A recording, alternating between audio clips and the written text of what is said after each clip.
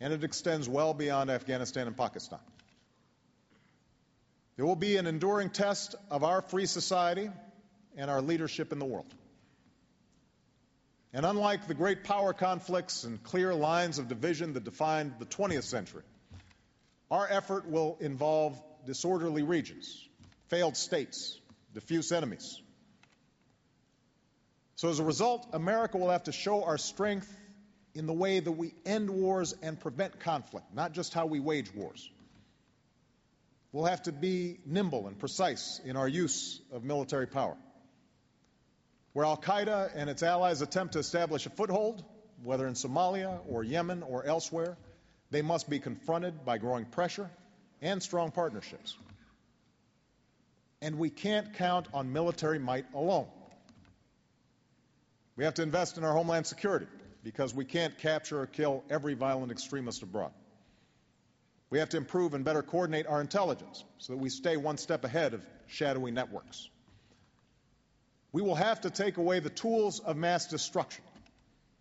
And that's why I've made it a central pillar of my foreign policy to secure loose nuclear materials from terrorists, to stop the spread of nuclear weapons, and to pursue the goal of a world without them. Because every nation must understand that true security will never come from an endless race for ever more destructive weapons. True security will come for those who reject them. We'll have to use diplomacy, because no one nation can meet the challenges of an interconnected world acting alone. I've spent this year renewing our alliances and forging new partnerships. And we have forged a new beginning between America and the Muslim world, one that recognizes our mutual interest in breaking a cycle of conflict, and that promises a future in which those who kill innocents are isolated by those who stand up for peace and prosperity and human dignity. And finally, we must draw on the strength of our values. For the challenges that we face may have changed, but the things that we believe in must not. That's why we must promote our values by living them at home, which is why I have prohibited torture and will close the prison at Guantanamo Bay. And we must make it clear to every man, woman, and child around the world who lives under the dark cloud of tyranny that America will speak out on behalf of their human rights and tend to the light of freedom and justice and opportunity and respect for the dignity of all peoples. That is who we are. That is the source, the moral source of America's authority. Since the days of Franklin Roosevelt and the service and sacrifice of our grandparents and great-grandparents, our country has borne a special burden in global affairs. We have spilled American blood in many countries on multiple continents. We have spent our revenue to help others rebuild from rubble and develop their own economies. We have joined with others to develop an architecture of institutions, from the United Nations to NATO to the World Bank, that provide for the common security and prosperity of human beings. We have not always been thanked for these efforts, and we have at times made mistakes. But more than any other nation, the United States of America has underwritten global security for over 6 decades. A time that, for all its problems, has seen walls come down and markets open and billions lifted from poverty, unparalleled scientific progress and advancing frontiers of human liberty. For unlike the great powers of old, we have not sought world domination. Our union was founded in resistance to oppression. We do not seek to occupy other nations. We will not claim another nation's resources or target other peoples because their faith or ethnicity is different from ours.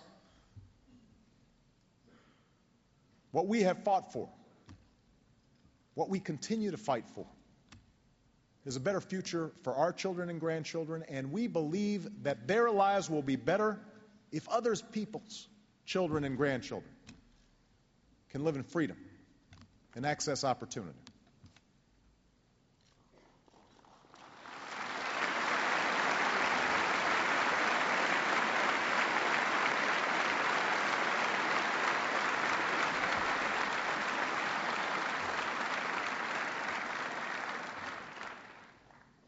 As a country, we're not as young and perhaps not as innocent as we were when Roosevelt was president.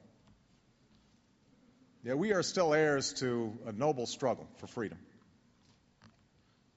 And now we must summon all of our might and moral suasion to meet the challenges of a new age.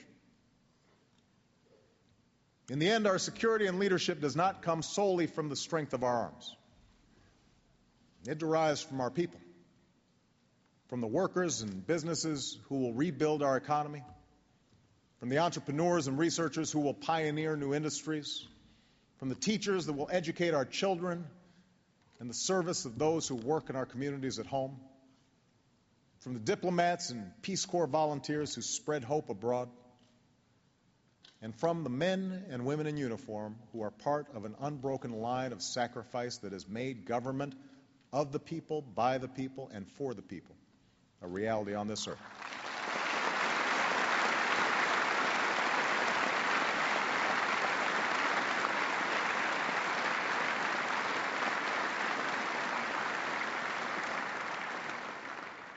This vast and diverse citizenry will not always agree on every issue, nor should we. But I also know that we as a country cannot sustain our leadership nor navigate the momentous challenges of our time if we allow ourselves to be split asunder by the same rancor and cynicism and partisanship that has in recent times poisoned our national discourse.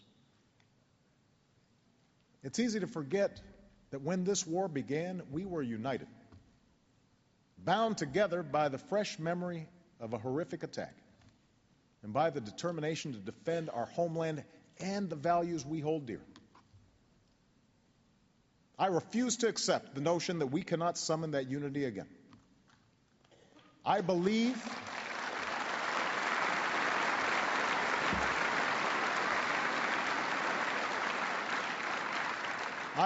with every fiber of my being that we, as Americans, can still come together behind a common purpose. For our values are not simply words written into parchment. They are a creed that calls us together and that has carried us through the darkest of storms as one nation, as one people. America, we are passing through a time of great trial. And the message that we send in the midst of these storms must be clear, that our cause is just, our resolve unwavering.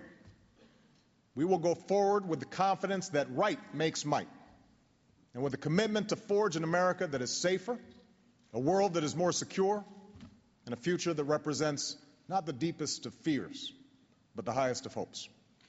Thank you. God bless you, and God bless the United States of America.